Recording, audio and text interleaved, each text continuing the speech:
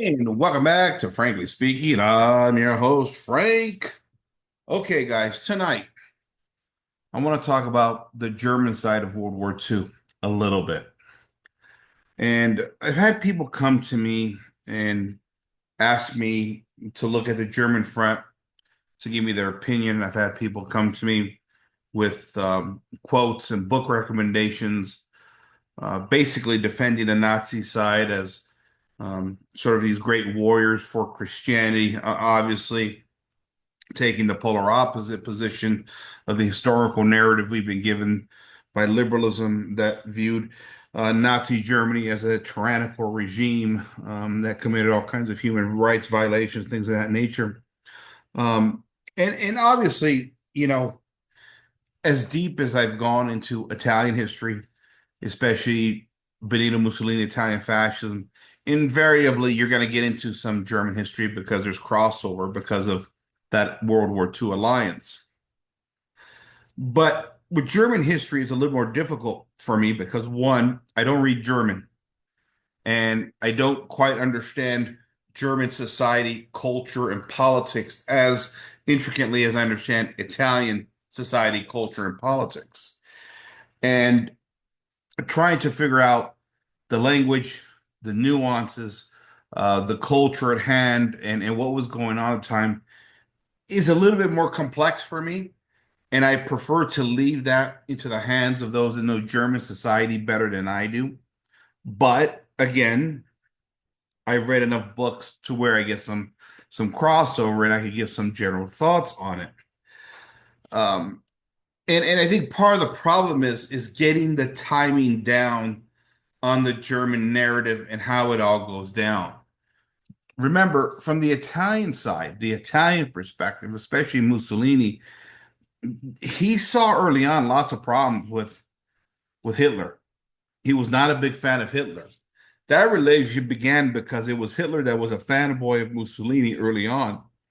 They said that Hitler, before he rose to power, became fascinated with Mussolini, and they said he would go to, restaurants, Italian restaurants, and ask questions about Mussolini. And they say the first time that Mussolini and Hitler met, that he was so nervous to meet Mussolini in his first state visit to Italy, I believe in 1933 or 34. I'm thinking 33. He was so nervous that he wore this kind of yellow kind of sash thing, and he realized after he got off the plane that he looked ridiculous in front of Mussolini, who he admired so much, and that he never forgave his one of his handlers that kind of advised for him to wear that. That's how sort of mortified he was by that event. But it showed you, or at least it highlights this idea that in the beginning, Hitler was a fanboy of Mussolini. Remember, Mussolini was in power in 1922. By the time the war starts, he's the longest tenured leader in Europe at the time. And this is important to remember because he had alliances, he had discussions with various nations, and there was a rivalry of sorts and a dislike between Italians and Germans. This all has to be kept in context by the time we get to the relationship and how the relationship between Mussolini and Hitler actually develops. But remember, the Germans and the Italians never liked each other in the beginning. When Mussolini came to power in 1922, the German view of the Italians was that they were traitors because of World War One. The Italians had switched side, had broken their alliance with the Germans and the Austro-Hungarian Empire, and they joined the Allied side. They had their beef against the Austrians. They wanted a certain section of that northeast region of that Italian side up there. They needed extra land, the Italians did. And, for invariably, for whatever reason, the leadership at the time, obviously, this is before Mussolini comes into power, broke their alliance. Well, the Germans never forgave that. The Germans felt betrayed and they lost the war and all the suffering that came as a result of the Versailles Treaty and the after effects of losing the war. Well, it played into the psyche of the German mind, which had led to great resentment against the Italians. And Mussolini understood this first and foremost when he came into power. And it's something that haunted Mussolini for a long time to the very end. It's why he wasn't going to break his alliance at the last minute with the Germans going into the lead up into World War II. He was going to go down with honor because of that alliance that haunted him, haunted Italy over that World War I decision by a previous regime. But early on, Mussolini just wasn't a big fanboy of the Germans and wasn't a big fanboy of Hitler. I believe he called Mein Kampf something like that, a brick or something like that. Wasn't impressed with his writing of Mein Kampf and thought very little of him. And in fact, he thought that Germany was a danger. One of the interesting things is after the first state visit that Hitler made to Italy to visit Mussolini, they were cordial and all that stuff, and they had that famous walk along what was it, Lake Como, I think is what it was. Was it Lake Como or Lake Guard? I forget now, where Hitler stopped and he looked at Mussolini and said something like, "You know why uh, Aryan blood is superior to that of the Mediterranean peoples? Is because the Mediterranean people have mixed African blood in them." I'm paraphrasing there, but that's basically what he said. And Mussolini, who had a form of fascism that was non-racial, looked at him like he was crazy. Um, Again, this is that racial stereotype thing that Hitler and the Germans believed in. Well, the Italians were a little bit more, I guess, accepting in terms of bloodlines and things of that nature, because in many ways Italians are a little bit more mixed, obviously, than the Germans are. And so this already gave Mussolini a negative connotation toward Hitler and who he was. But again, it was Hitler that was pursuing this relationship. Not only being a fanboy, but he needed an ally, a strong ally. And what better ally to have than on your southern flank than the Italians that had a pretty good navy that could protect your southern flank? I mean, I'm talking strategically here. But for Mussolini, he continued to really not like him. And after a state visit, I believe in 34, 35, Mussolini visits with his son-in-law, Galazzo Ciano. And the one thing that Hitler did, for whatever reason, he basically showed Mussolini his military buildup and everything he was building. He showed him the factories, he showed him the tanks, he showed him everything that he had for the most part. And Mussolini was stunned. And he looked at his son-in-law and said, "This son of a bitch is going to start another war." He knew it was coming. And that's where Mussolini decided to reach out to the British and the French and basically said to them, "Listen, I can't handle this guy alone. I can't stop him all by myself. But if you guys are going to come, you better come now, because you give him more time, he's going to be bigger and stronger. And I'm screwed over here on the southern flank. I got nobody here coming in to help me out if you guys don't come here soon." I mean, that's the situation it was in. And this is why we get things like the Locarno Pact and the Four Powers Pact, which came earlier on. And eventually we have, what's the one? The Stresa Conference in Italy, 1936, where Mussolini said, okay, to the French and the British who showed up in Italy, they have this conference. They decided to make this pact. We're going to stand up to Hitler. We're all going to form this alliance and we're going to push back against them. And a month after the conference, after they agreed to stand together against Germany, the British cut a private deal with the Germans, basically giving Germany the ability to build their navy, a stronger navy. They cut a private deal. And Mussolini threw his hands up in there and said, "What the hell was the point of the Stresa Conference? The British killed the Stresa Conference."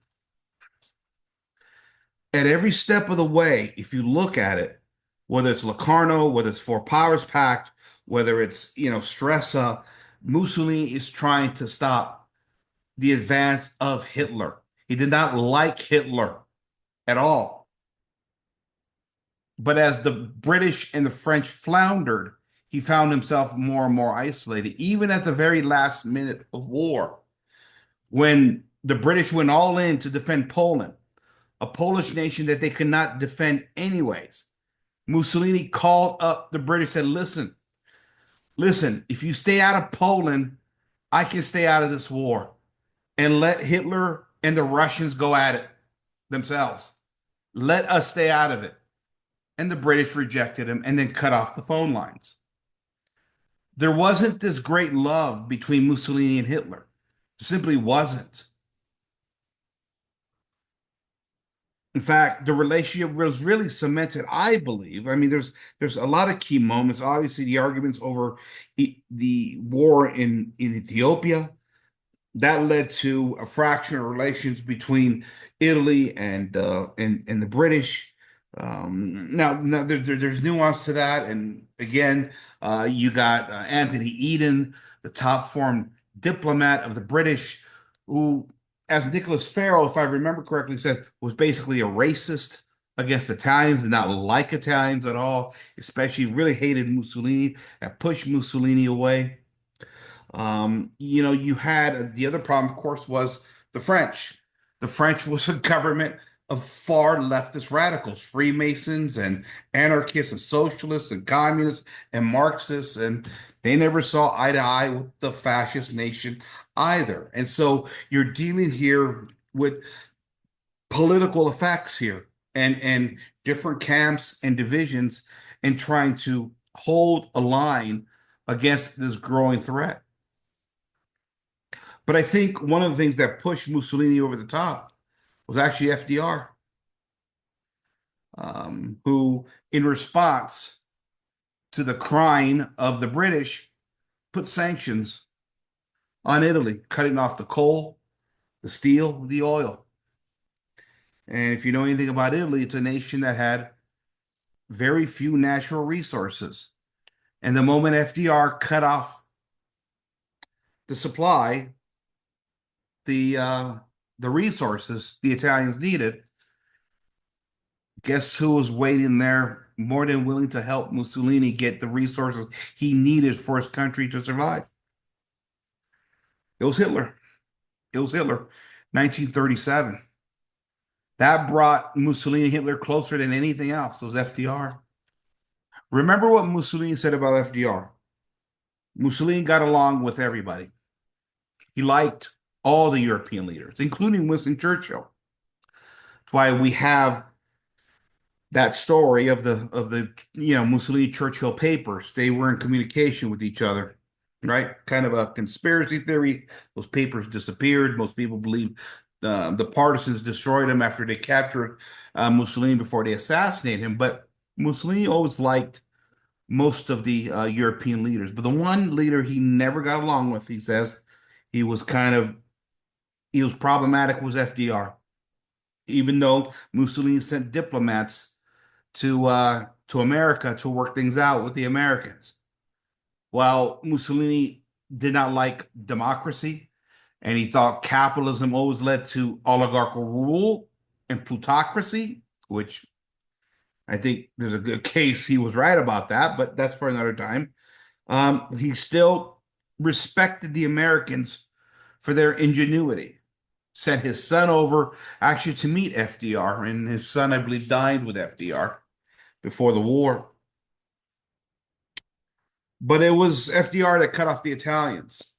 And so when we look at this relationship that forms between Hitler and Mussolini, it wasn't one of simply, okay, they were two fascists that had these common values together. And so, because this is the excuse that lots of leftist liberal historians give, well, they were just closer in ideology together than they were. No, Mussolini saw the fallacies of the German Empire, of the German philosophy.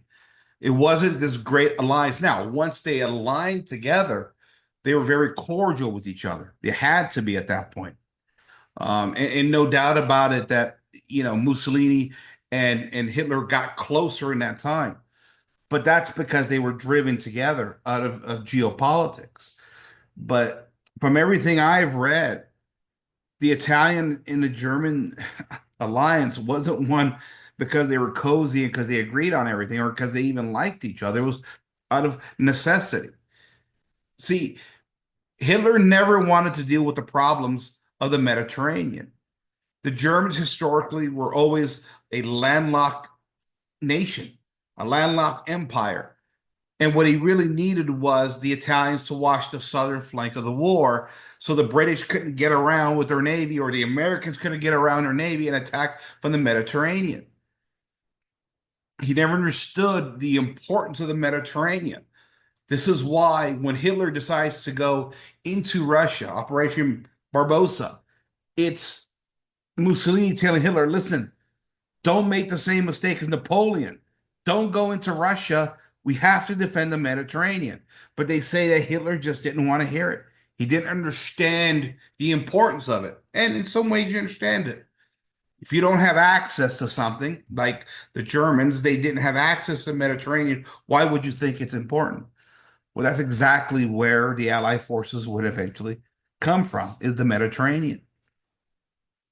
So, so just to again reemphasize here, when we look at the German front of the war, I just the reason why I don't take this firm position on it either way, I have a what do you have? I have a pragmatic view of the German front.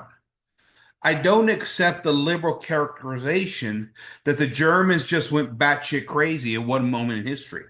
I don't believe that, right? Because then we got, a certain event that happens in Germany. I got to watch my language here, okay? That, puts it over the top in the eyes of history as this evil society of a people that just went batshit crazy at one moment in history. I just think that's a total liberal, false dichotomy they've set up.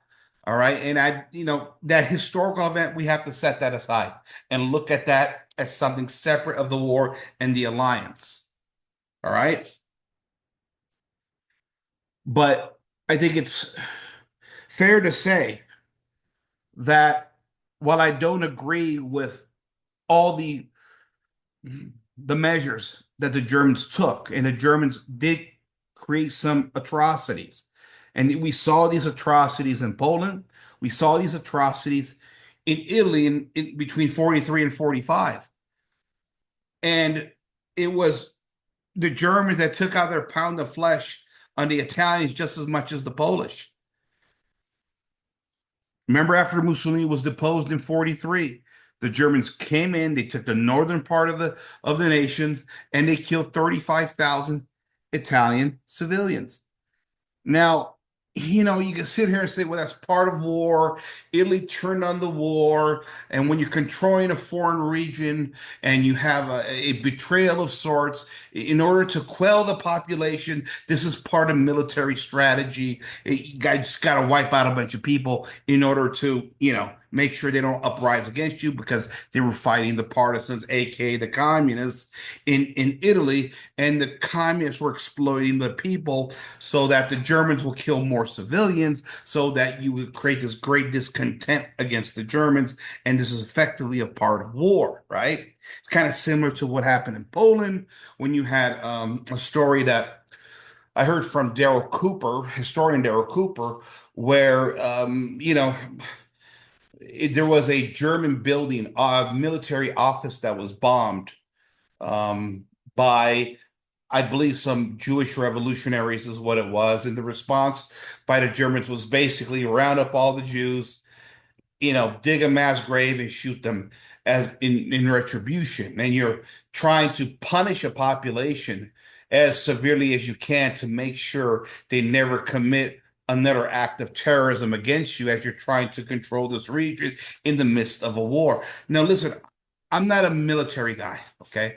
I can't tell you what proper and just morality is in wartime. I mean, we Americans, we dropped two nuke bombs, and that doesn't feel right. You know, the Germans, or should I say the British, did Dresden, where they effectively melted an entire city with all its civilians in it. That doesn't feel right. And so some of these questions have to do with just war theory.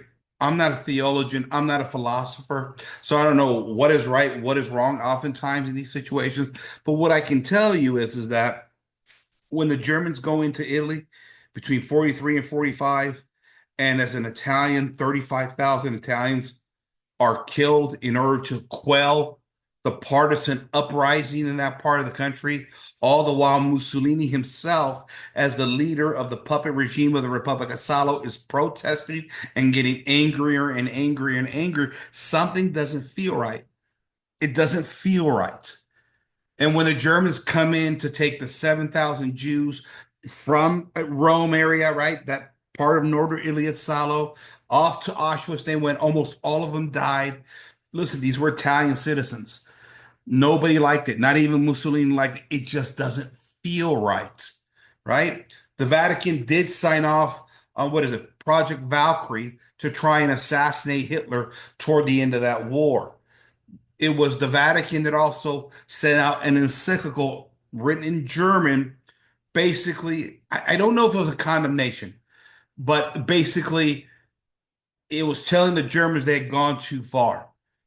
I know when the massacres of again in northern Italy between 43 and 45 was happening, the Vatican wasn't happy with all these Italian citizens being murdered. You had the Argentine massacre that happened in Italy, the Silla Memorial, of that event where German soldiers lined up a bunch of Italians, shot them through the throat. 300 of them. It was a massacre. It didn't feel right. Mussolini didn't like it. The Pope didn't like it. Nobody liked it. You can say that's the effects of war. Again, I'm not here to judge that. But what I can say as an Italian, it doesn't feel right. When you talk to the Polish, it's kind of the same thing. It's like, yeah, the Polish made mistakes, but the Germans committed some atrocities that seem just too far out of hand. And so at the end of the day, what does this all mean? I, see, and it's a tough moral quandary because at the end of the day, I can sit here and say the Germans were very brutal. I'm not a big fan of the Germans. At the same time, I'm not sure the good guys won that war because the Bolsheviks were far worse than the Germans. I can make that case at the same time. I mean, there's lots of bad guys involved, but you look at what the Bolsheviks did at the Homodor and what the Armenian genocide, these were all Bolshevik genocides, Judeo Bolshevik genocides. Have to remember that. And this is what the Germans were reacting to. Maybe the Germans overreacted, but they were being invaded by these brutal Bolsheviks. And they had run moral depravity through their country. They had run usury through their country. They had bankrupted their country. The women were being sold as prostitutes to pay for the usury and the inflation, the Versailles Treaty. All this stuff was happening to the Germans because of the assault that was coming from the Bolsheviks. Did the Germans go mad? No, I don't think they went mad. I think it's possible they might have overreacted.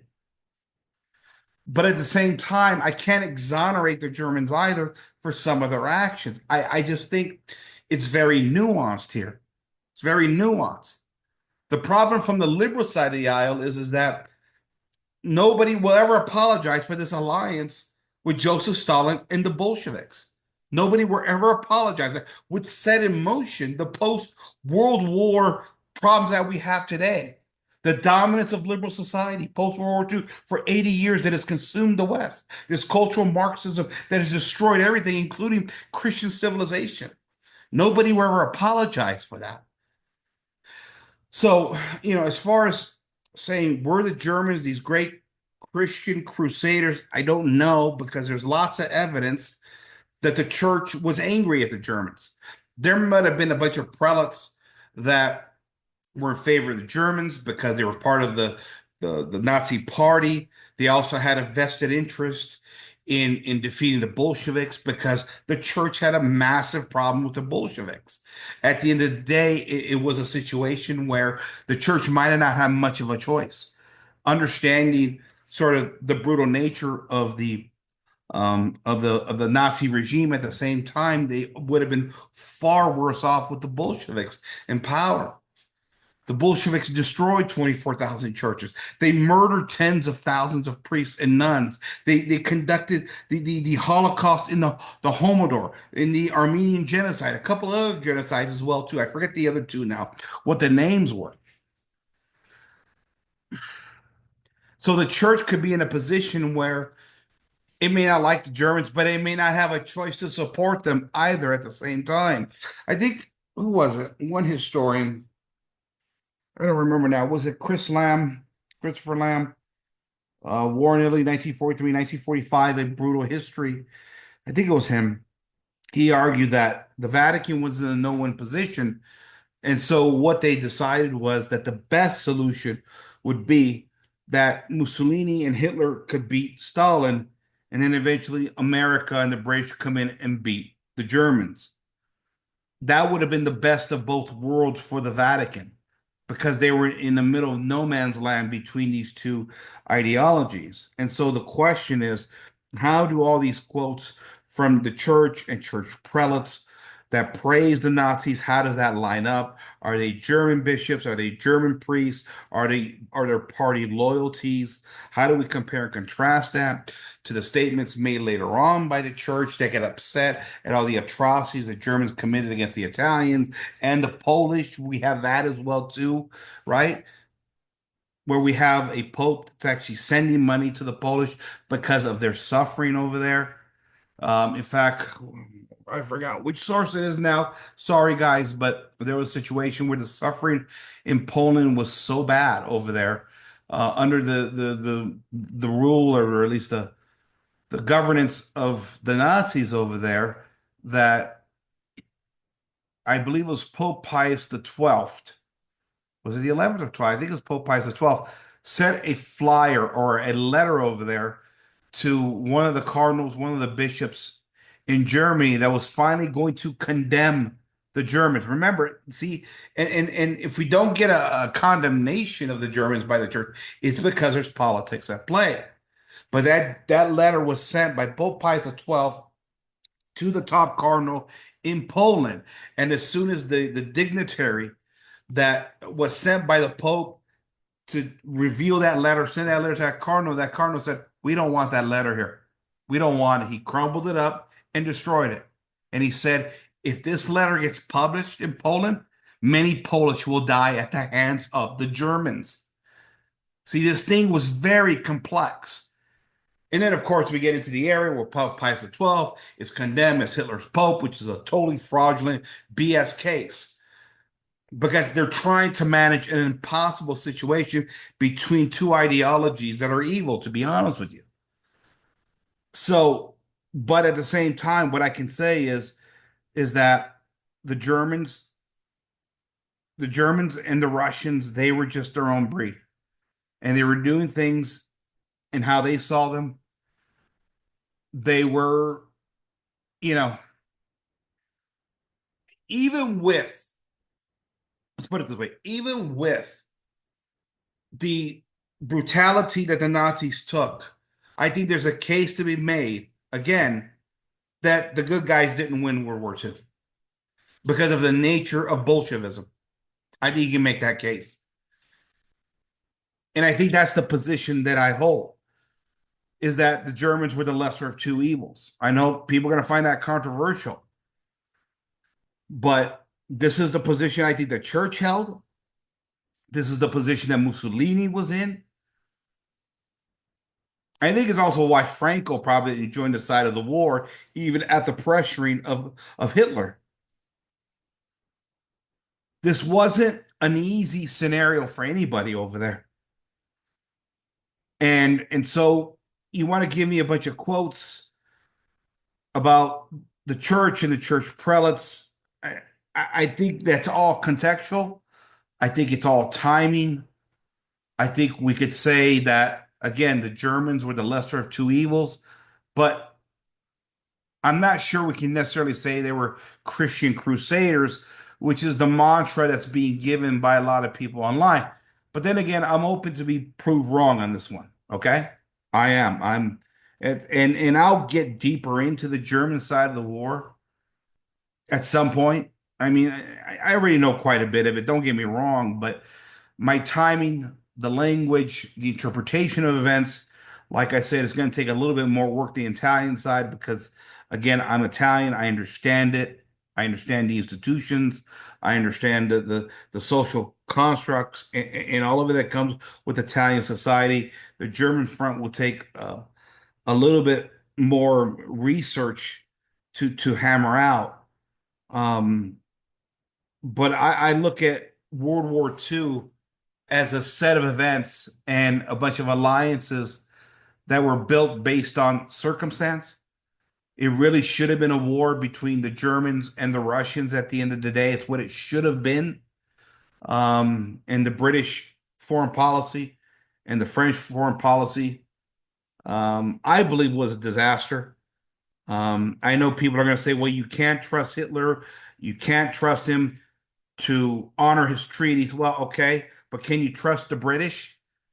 Because the British weren't exactly the best at treaties either. Let's be honest here. They broke a lot of their promises as well too. So this goes both ways, to be honest with you. Can you trust the French? I mean, look at the situation with the Spanish Civil War. Okay. I mean, the British had no idea what to do with the Spanish Civil War. On one hand, you have Hitler and Mussolini helping Franco out after a Bolshevik takeover of the nation. You got Stalin sending in men and armaments to support the Republic. You got, again, Mussolini, Hitler supporting the nationalist movement. And the British have no idea what to do. Now, the French already had an alliance with the Soviets. So here come the French on the side of the Soviets. Okay. Now, again, it's a radical government. It's a radical leftist government in France. And the British kind of got their tail between their legs. They don't know what to do. Their position was, okay, we're not going to get involved here because we don't know which side to take. But what we want is Italy to stay out of it. And Mussolini was like, well, wait a minute. Wait a minute. What? Do you really want the flag of the hammer and sickle flying in Western Europe, especially connected to my nation? Yeah, maybe you're comfortable with it because you have a body of water across there, but do you really want that too? What do you really want the Soviets planted across from the English Channel? Really, that's what you really want? At the same time, the British couldn't respond to either scenario because either way they would look like hypocrites. Either they're supporting the communists, who they know are dangerous, or they're supporting the fascists, who they've been purposely maligning now for a decade. What were they going to do? They decided not to take a position and play politics as the British always did. See, these things are complex. The whole war was complex. And when Western liberal historians reduce it down to good versus evil, that's a cover. That's a mask for the real events at the end of the day. I'm not going to sit here and say that the Germans and the Nazis were some great Christian warriors, ready to step up and save Western civilization for Christianity. I'm not going to make that argument. At the same time, there was real problems that the Germans were facing, and that needs to be looked at pretty seriously. And what the Bolsheviks presented and the evil nature of Bolshevism at that time was a serious threat to everybody, the Germans, the Italians, the Spanish, everybody. And that is the part of history that most people want to ignore because it lends us toward nuance. And in this fairy tale-ish kind of history that we buy in the West, nuance is a problem. It's a real big problem. And so, just to end it here, I think you could say, while the Germans committed some great acts of evil, the Bolsheviks were the greater evil. I think that's a fair assessment. And we've all paid the price since the end of World War II because of it. Liberalism won, communism won, and then communism filters out in a softer form, in a sort of Antonio Gramsci style hegemonist Marxism spreads all over the world and consumes everything around us, including the British and America.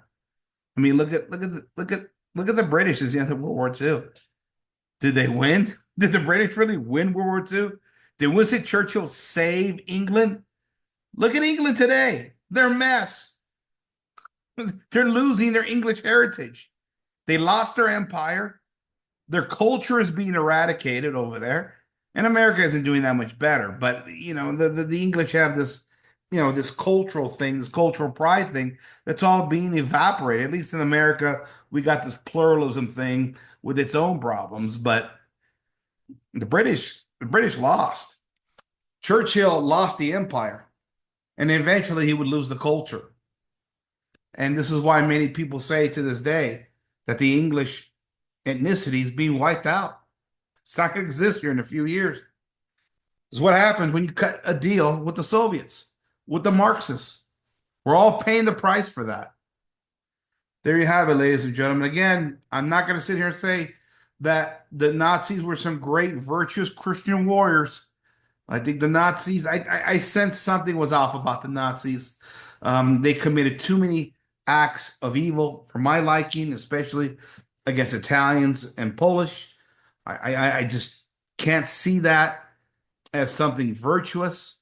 At the same time, it was the Soviets that were probably more evil, that needed to be beat back.